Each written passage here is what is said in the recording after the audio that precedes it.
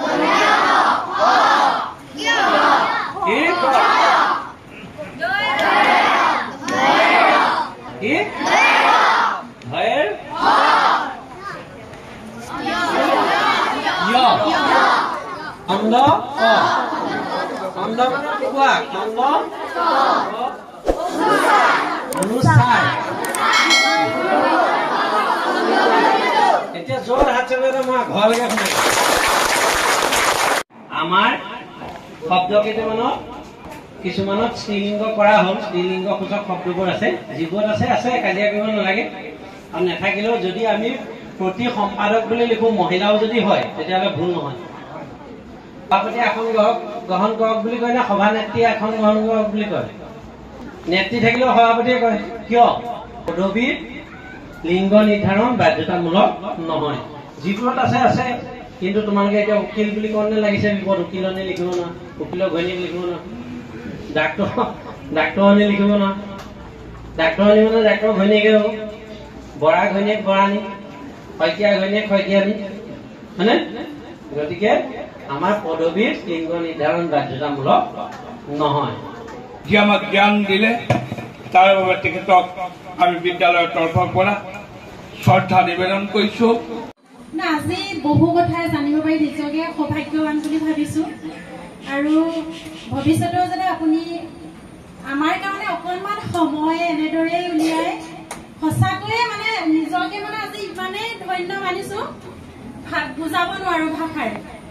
নমস্কাৰ মোৰ নাম শ্ৰী দেৱৰ শইকীয়া মই নৱমমান শ্ৰেণীৰ ছাত্ৰ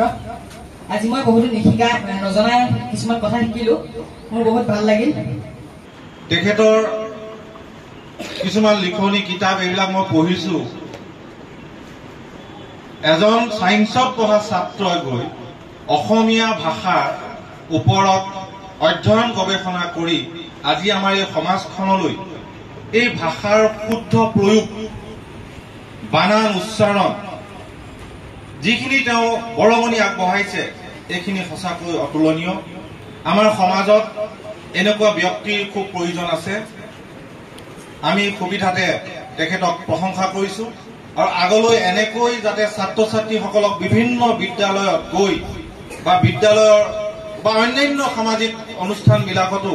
এনেকুৱা ধৰণৰ কৰ্মশালাৰ যোগেদি যাতে সকলোকে উপকৃত কৰিব পাৰে তাৰ কাৰণে তেখেতক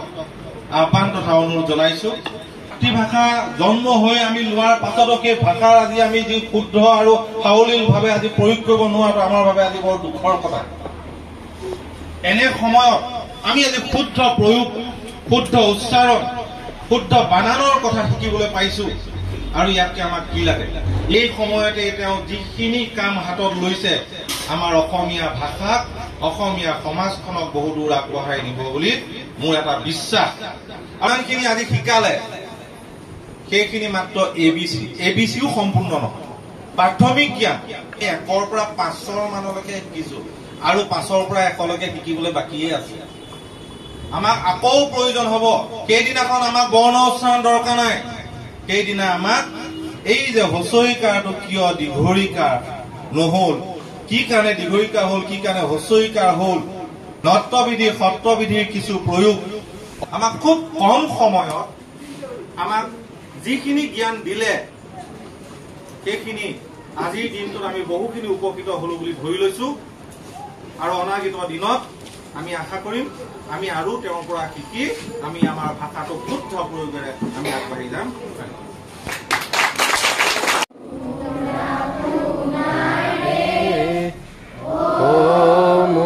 শিশুনি